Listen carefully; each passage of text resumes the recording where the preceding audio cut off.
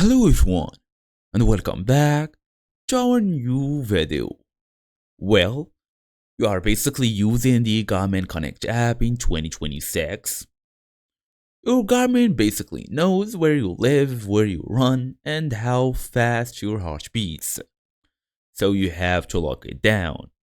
So in today's small tutorial, we're really gonna talk on how to actually enable two-factor authentication right now on Garmin Connect in the 2026 version on mobile, on desktop. Let's get started. So all you're gonna do is open your device, make sure you are fully connected to the internet, then go all the way and open the basically Garmin Connect app.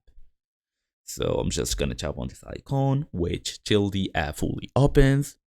Now we're gonna go all the way down till we see settings on more. So tap on more, then go all the way to settings here. So as you see guys, we have the temp notifications, phone permissions, connected apps, user settings, and all of this. There is also this privacy policy, security policy, and all of these options that you can basically check later. It's for legal use. As for now, go all the way to profile and privacy.